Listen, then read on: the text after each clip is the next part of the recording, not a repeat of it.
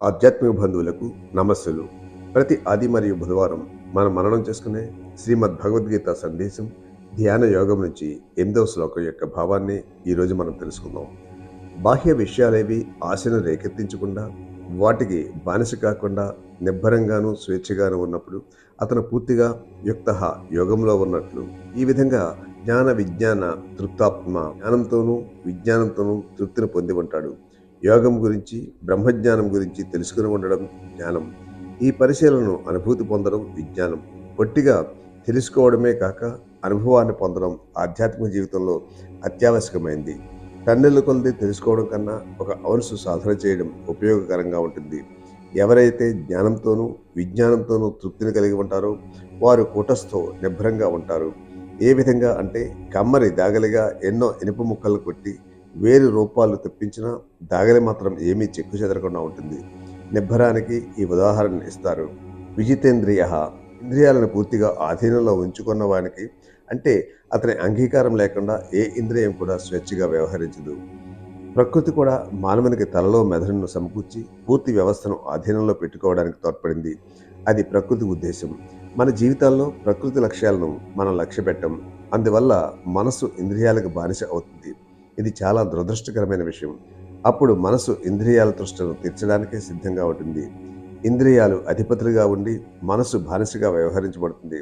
నానుడిగా ఎలా చెబుతుంటారు, కుక్క తోకను ఆడించవచ్చు, కానీ తోక కుక్కను ఆడిస్తే ప్రమాదం అని. కానీ చాలామంది ఆ స్థితిలోనే ఉన్నారు. ఇంద్రియ వ్యవస్థ మనసును ఆధీనపరుచుకుంటుందని అంటే మనసుకు స్వతంత్రమే లేదు. కానీ ఇంద్రియాల నుంచి విడుదలై ఉన్నత స్థాయికి చేరుకోవడం మనసు ముఖ్య లక్షణం అని నాడీశాస్త్రం చెబుతుంది. ఇంద్రియాల బానిసత్వాన్ని దాటినవాడు యోగి.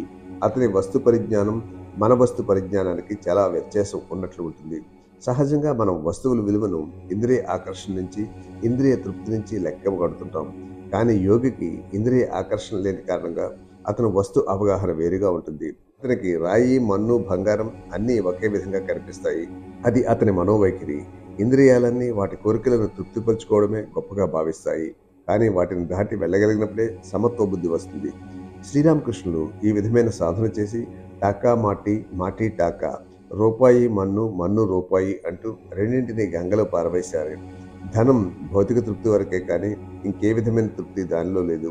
శాంతి కానీ, నీతి కానీ, ఆధ్యాత్మిక అభివృద్ధి కానీ దానిలో ఉండదు.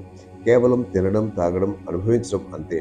వ్యక్తి యోగ మార్గంలోనికి వచ్చినంతనే ధనం కేవలం జీవితం గడపడానికి ఉపయోగించుకోవడం కోసమేనని, ధనం సంపాదించడానికి ప్రత్యేకమైన శక్తి వినియోగించడు.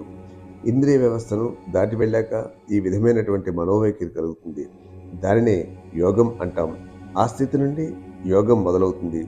ఇంద్రియ వాంఛలు ఏ విధమైన ఒత్తిడి కానీ, త్యాగం కానీ లేకుండా చాలా సహజంగా వదిలివేయబడతాయి. చాలా ప్రత్యేకమైన నిగూఢమైన విషయాల అన్వేషణలో సాధారణమైనవి సహజంగా వదిలివేయబడతాయి.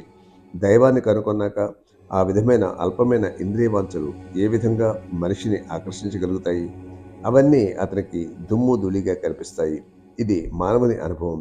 లక్షల మంది దీనిని అనుభూతి పొందగలిగారు. ఈరోజు మానవుడు ప్రపంచంలో బాహ్య ఆకర్షణకు లోనవుతున్నాడంటే వానికి ఎక్కువ ప్రాధాన్యతను ఇవ్వడమే కారణం. దైవమనే మణిని హృదయంలో పొదగనున్నాడు. దక్కినవన్నీ ఏ విధమైన విలువను కలిగి ఉంటాయి? ఇదే యోగిని గురించి చెప్పే ప్రత్యేక అంశం. మరొక విధంగా 9వ శ్లోకంలో మనకు చెప్పబడింది. అదేమిటో వచ్చే వీడియోలో మనం తెలుసుకుందాం.